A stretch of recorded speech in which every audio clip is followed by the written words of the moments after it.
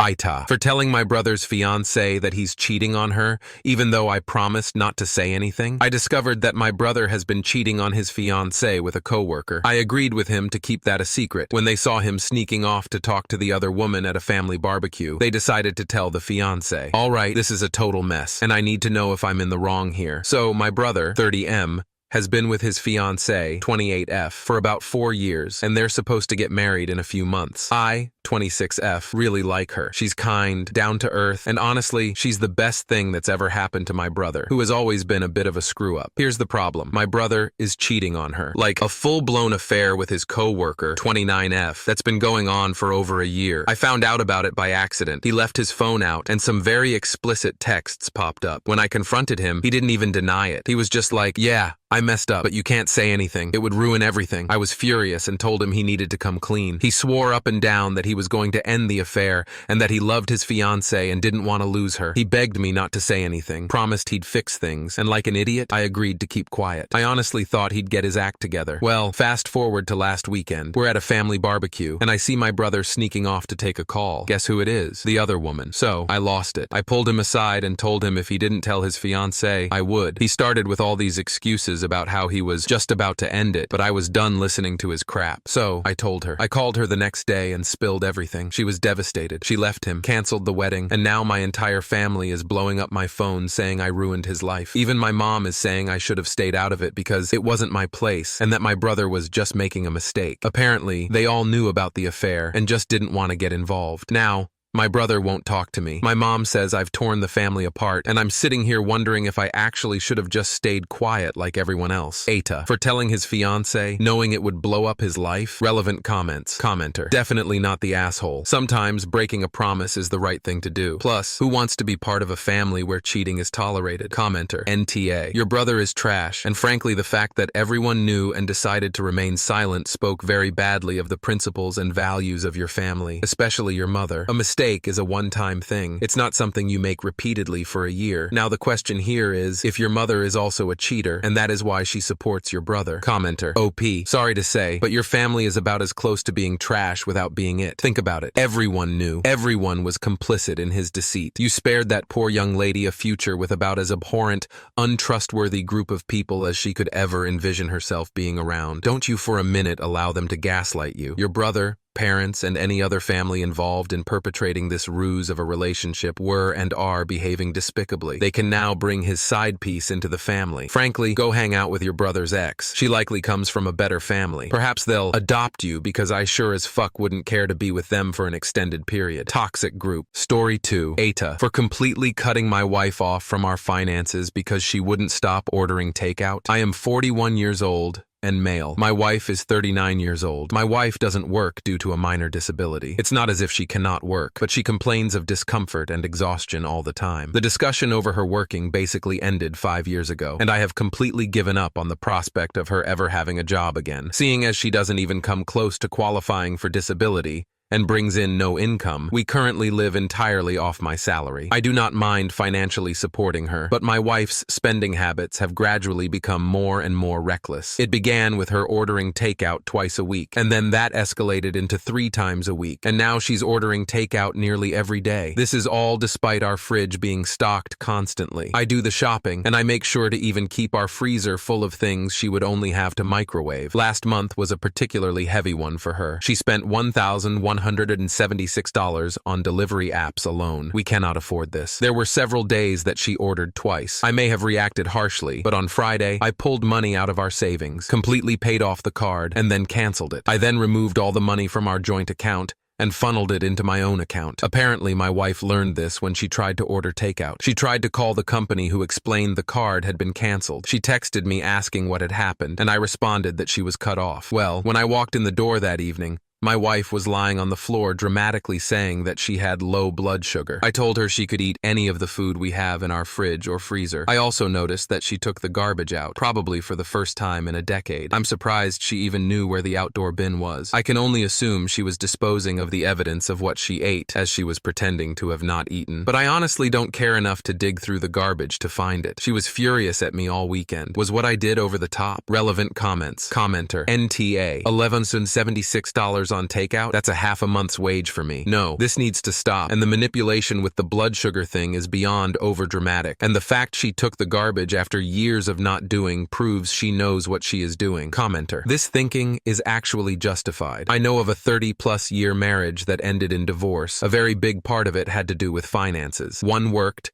and the other refused to, and used their child and then grandchild to justify their own personal spending habits and refusal to work. Craziness. Commenter. As someone who tends to suffer from low blood sugar, I'm kinda pissed that this ruse was used, and she had food in the fridge. If she genuinely had low blood sugar enough to faint, she wouldn't be conscious unless she gave herself a shot of glucagon. This person needs a mental health evaluation. This is not something people right in the head do. You need to absolutely lock down your credit. I'd consider divorce if your wife doesn't start acting like an adult. NTA. Story 3. AITAH for not donating my kidney to my brother after he bullied me for years. I, 27F, have an older brother. Let's call me Jake for privacy reasons. 30M. Long story short, we never had a good relationship. Growing up, Jake was always the favorite. He was good at sports, popular, and got all the attention from my parents. Meanwhile, he made my life hell. He would tease me, call me names, and even hit me sometimes. My parents never took it seriously and always said, that's just how brothers are. When I moved out for college, I stopped talking to Jake as much as possible. I tried to move on and build my own life. I thought I was finally free of all that crap I went through, LOL. It turns out now Jake is really sick. He has a kidney problem, and he essentially needs a transplant to survive. I am sad, shocked, stressed, and confused. My parents called me a few weeks ago and asked if I would get tested to see if I'm a match to donate one of my kidneys to him. They said it's my duty as his sister to help, but after everything he did to me growing up, I am not so sure how I feel. They keep calling me selfish and saying I'm letting my brother die just because I'm holding a grudge. Jake hasn't even apologized to me or reached out. It's like he still doesn't care. Of course he is my brother, and I love him, but my health isn't the greatest too, and I worry about the effects this might have on me if I go ahead with him. But the thought of losing my brother makes my heart break. Now I'm feeling guilty. My parents are making me feel like a bad person for not helping, but I don't know if I'm in the wrong. AITAH for not really wanting to donate my kidney to the brother who bullied me. Relevant comments. Commenter. Go to get tested and tell the people doing the testing that you don't really want to donate, but your family is pressuring you. That should stop things completely in their tracks. They will typically just tell your family that you are not an eligible donor. Commenter. This is correct. Not surprisingly, family members often pressure children to donate organs/tissue. Often, the would-be donor doesn't really want to for a variety of reasons. The medical community understands this and offers this easy solution. OP, get tested,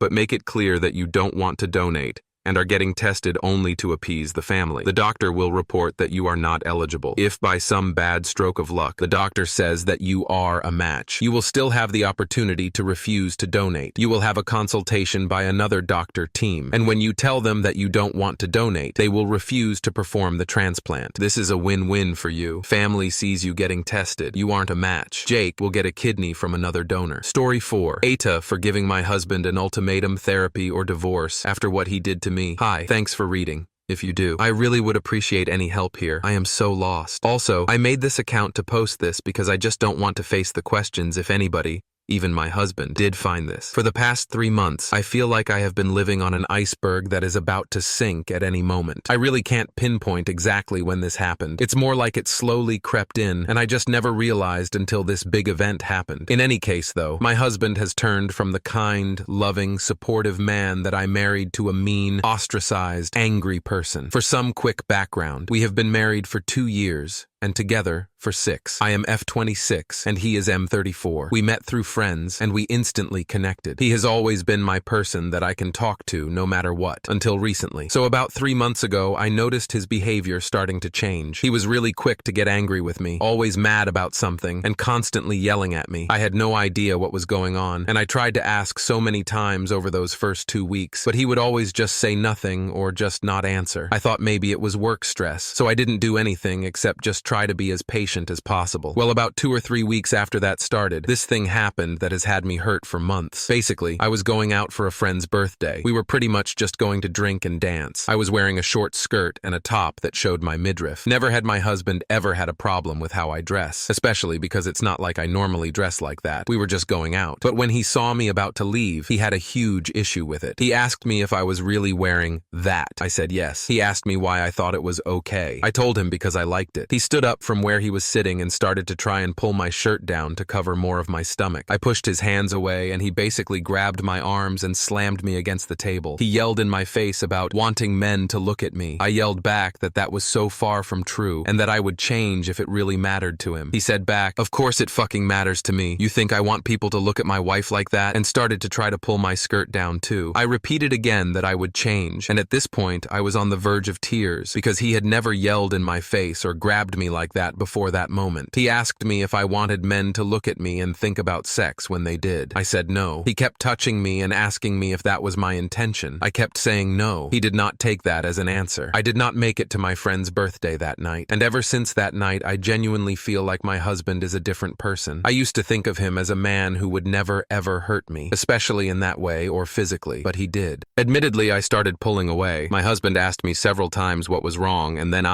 because the person who kept saying nothing. I did not even want to sleep in the same bed with him, but I did, and I thought I would eventually get better, get over it, but I didn't. This led to even more fighting, and eventually, after another big fight, I told him that we needed therapy, maybe together, maybe separate, because if the bad months we have had. He agreed that the past months haven't been good, but he wasn't apt to go to therapy. That's when I told him, therapy or divorce. Those are our only options. He was pissed, but he chose therapy. Our appointment is very soon, but I highly doubt he will actually go. He says I am forcing his hand, and it isn't fair. I think it's fair. AITAH, relevant comments. Commenter, I am so sorry you are going through this. I have a couple thoughts. 1. His accusations might be projection. Oftentimes, cheaters will start making you the bad guy to alleviate their own guilty consciences. I think you should search his phone. And before anyone comes at me for breach of trust, he broke the trust first by putting his hands on her. Also, cheaters can give you STIs. I would rather break someone's trust than be given something painful and incurable. 2. Your husband is physically abusive and controlling. It's okay to leave someone at the first red flag. You don't have to stick around to see if it gets worse or to see if he can change. What he did would be a deal breaker for a lot of people. 3. Therapy oftentimes doesn't work on abusive people because therapy focuses too much on their feelings. Believe me, your husband is well aware of his feelings. What he is not concerned with is your feelings. He doesn't need therapy. What he needs to be is in a program with other physical abusers. Please read the book Why Does He Do That by Lundy Bancroft. It provides fascinating insight into the mindsets of abusive men. 4. The fact that he isn't horrified at his behavior